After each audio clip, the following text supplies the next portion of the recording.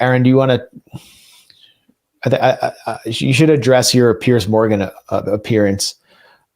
I think I'm boycotted from the show. By the way, they booked me and unbooked me, but I'm glad you were able to get on.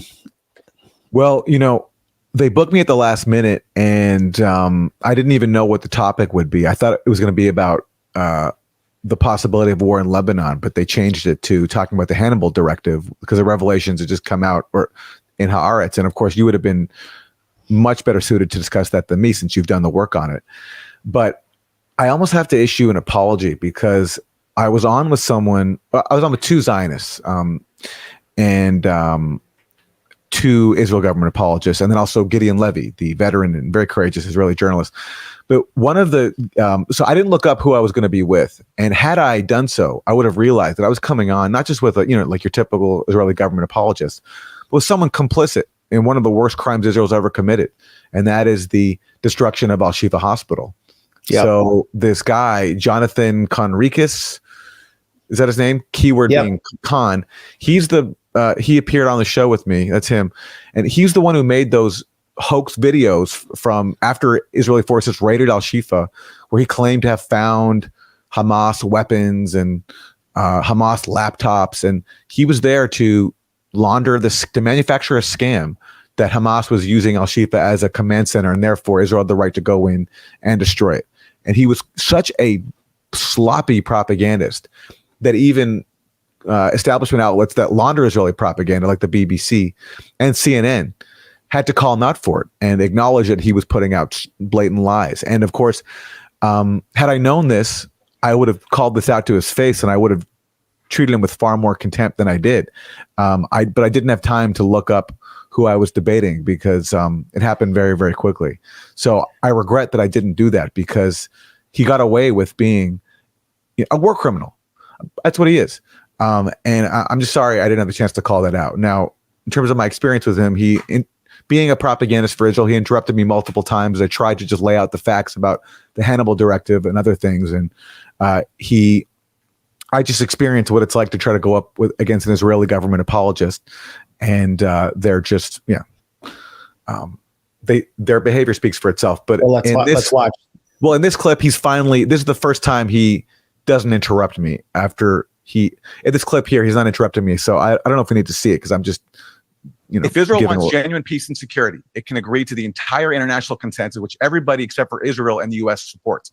That's a contiguous Palestinian state, which for Palestinians is a major compromise. Only 22% of their historic homeland is what Palestinians, including Hamas, have previously accepted. A Palestinian state in the West Bank and Gaza. Israel, since its founding, has been trying to destroy and crush Palestinian national identity. That's why Israel has had all these wars, starting in 1948, when by the time Arab armies invaded, you had Israel already expelling more than half of the Palestinian refugees that were created then. And you can play that playbook over and over and over. That's why Hezbollah exists, is to resist Israeli aggression. Hezbollah has said that it will stop its strikes on Israel if Israel simply agrees to a ceasefire. Even Israeli generals are now saying that they want a ceasefire. The main obstacle now is Netanyahu and his extremist coalition, which for its own political survival, in complete disregard for Palestinian civilian life, as they've made clear, and also their own captives. They're the ones wanting to continue this war because they're bent on surviving politically and also leaving Gaza in ruins, because their ultimate goal is, as these two radical extremist settler apologists have made clear, they want to control Gaza because they do not see Palestinians as equal human beings. And that is the fundamental problem. All right, let me ask. Let's de-radicalize Israeli apologists like these two, and then we can have peace. If Israel... Well, that's congratulations on... Go ahead. Well, I'm just saying that was the first time he didn't interrupt you. Yeah. So that's why he had to keep interrupting you, is he couldn't allow that to happen. I was just going to congratulate you on being the only Ashkenazi Jew on the panel who doesn't claim some part of historic Palestine. Well, it's funny. Right before that, he interrupted me because they talked about Hezbollah, so I was talking about just why Hezbollah exists. It was created after Israel invaded Lebanon in 1982 and killed tens of thousands of people. And do you want to know what this guy says?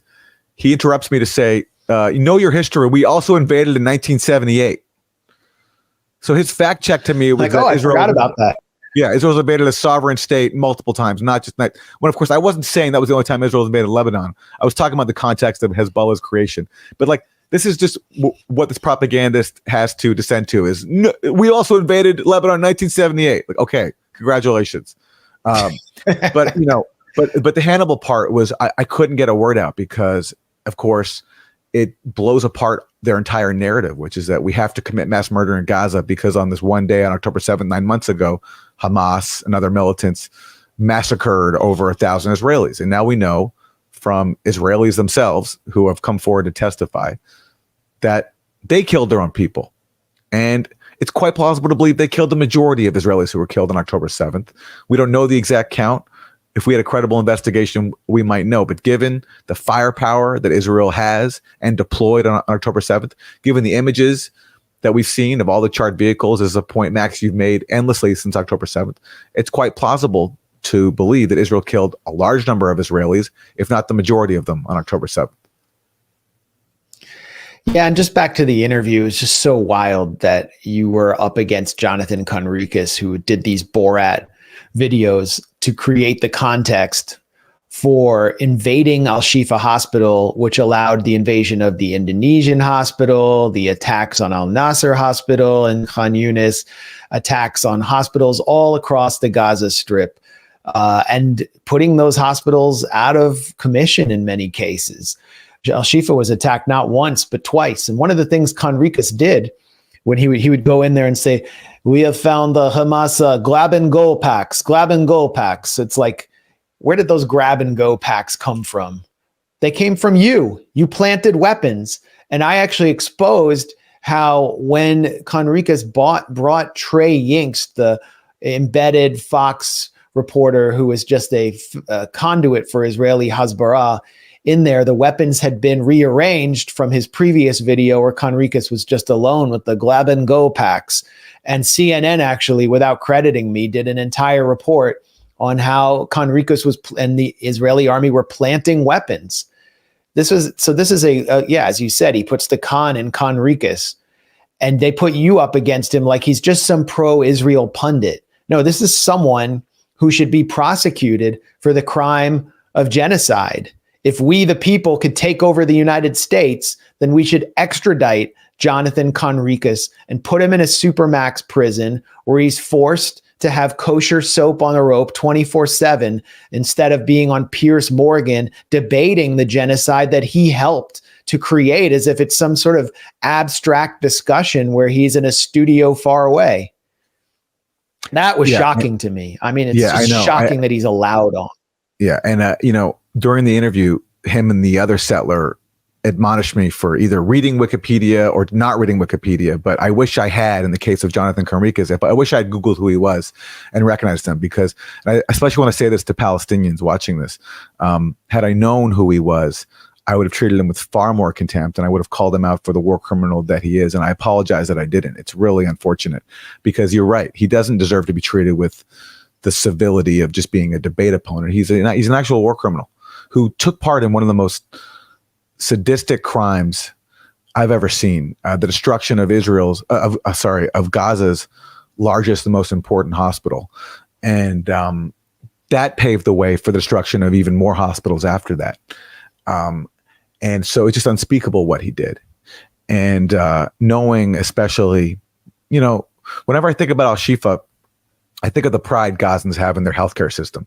Under the worst conditions in the world, managing to build up a really impressive healthcare system with the bravest people in the world and the most resourceful people in the world. And just in a very short period of time, Israel, with propagandists, war criminals like this, and the stenography of the U.S. establishment media, people like Jake Tapper, people at the New York Times, people at the Wall Street Journal, manufactured the scam that Al-Shifa was being used as a Hamas command and control center. And they destroyed it. And they paved the way for destroying more. And this guy was one of the top people complicit in that. And he should never be forgiven for that.